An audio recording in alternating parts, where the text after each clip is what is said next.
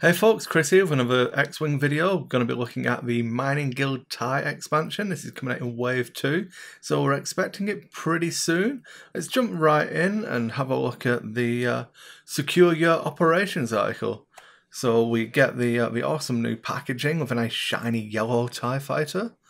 We go through. I've been really looking forward to this, in honesty, because with the Drea swarm, there's loads of potential for this. Like using all the tugboats, having extra ships that can jump over the asteroids and things seems pretty interesting. So I've been quite excited. There's a nice shot of a model with some other stuff, and look, a 666 in the background. Fun times. Greed is good. A bit of God and Gecko action. Then we get to a dial. It's got basically a TIE fighter dial. I can't remember if I don't think the 5 is red on the TIE fighter. I'm pretty sure it was white, but it doesn't really matter, does it? It's a 5 straight, goes red if you're in the Mining Guild TIE. Hey ho. Comes with some static discharge vanes, trick shot, a bit of a spread, and then we get into a couple of the pilots. So I'll bring up the images now. So Initiative 4, we have Foreman Proarch. Before you engage, you may choose one enemy ship in your bullseye arc at range 1 to 2, gain 1 disarm token. If you do, that ship gains 1 tractor token. So it's pretty cool. I like that it goes out to range 2 for applying tractor beam tokens. Again, it fits nicely with that tugboat style swarm. Problems I see with it is the initiative's relatively high, so it's going to be moving after a lot of things, but it's not an action, so you can use your barrel roll to reposition to try and apply this token. It's only 1 token. With the tugboat, if you're at range 1 and can get them in arc, you can apply 2, so you can barrel roll or boost a medium base ship. So there's pros and cons with doing it. It's going to depend on the point value. I think for me, I would have been a lot happier if it were a throwaway initiative step, and mainly that's because I can guarantee to move him and trigger this ability. But I suppose it's before you engage, so getting it off at a higher initiative can be good. And again, it can move people in the engagement phase. So you can, I don't know, you're not going to catch a Fen or a Fel with this. Now, it's not like you're going to be able to barrel roll them back into arc of the rest of your swarm, because this guy wasn't going to get him in arc anyway. So it's going to depend on the points value. I like it, but I think I would have preferred a lower initiative step. And I'll just cover off the stats for anyone who doesn't know. The 2 attack dice, 3 agility, 3 hull, focus, evade, and barrel roll. It's basically a TIE fighter. The notch stabilizers, no asteroids. It doesn't say obstacles, it's specific asteroids only. And I believe it's swapped to a red 5 straight instead. Then at Initiative 3, we have Captain Sevo.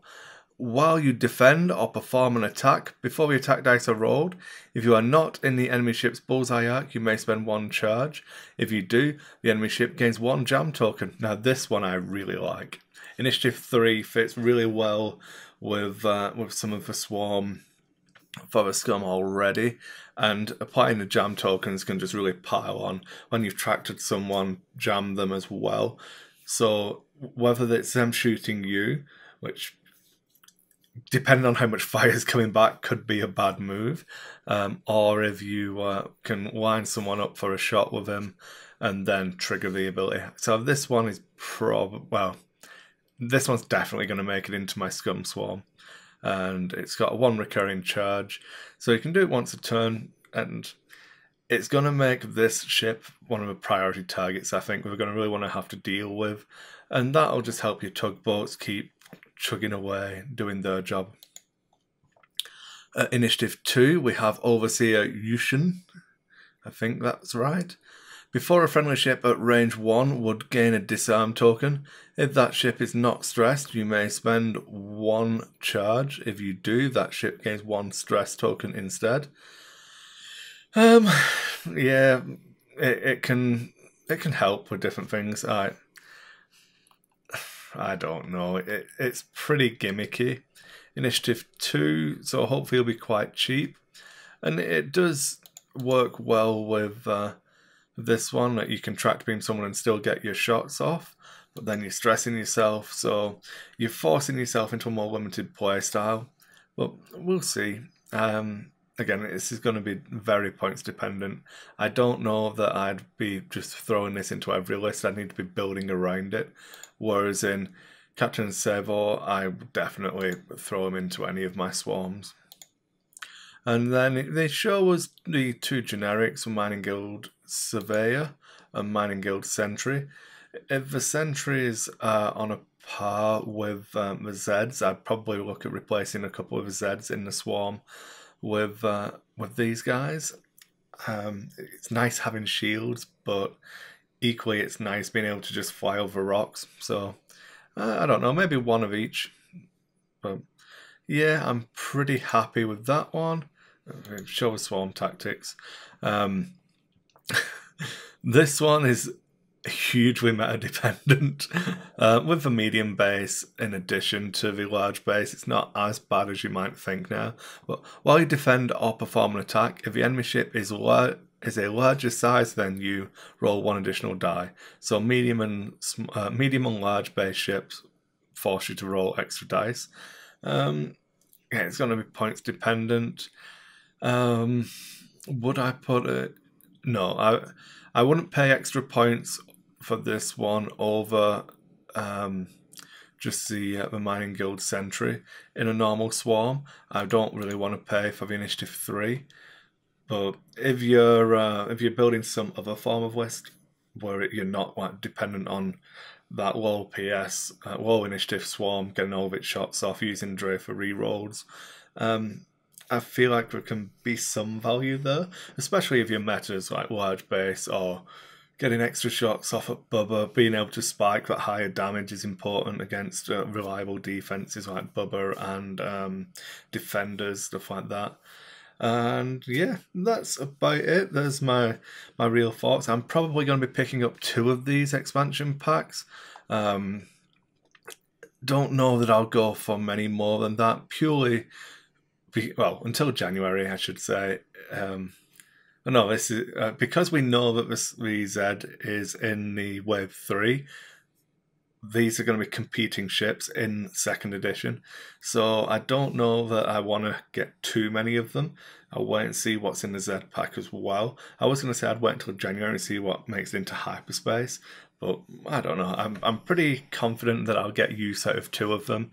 Any more than that seems to be pushing it, because I want to have room for at least 2 space tugs, probably a escape craft for the coordinating, maybe a hawk if you want to go that route instead of the escape craft.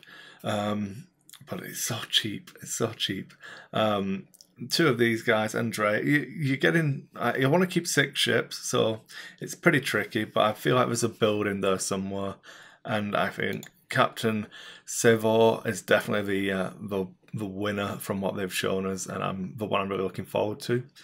The one thing I did want to mention was obviously if this thing has an illicit slot, that could change it up quite a bit and make it more appealing, shall we say. But we'll see what it comes with. I'm hoping that it's comparable for points with the Z95 and can just be that really cheap filler ship that we're all going to enjoy. Fly it over those asteroids, taking all of the big rocks and just trying to have fun, track beaming people all over the place and having these guys there to pick up the pieces. So yeah, thanks everyone. Hope you enjoyed the video.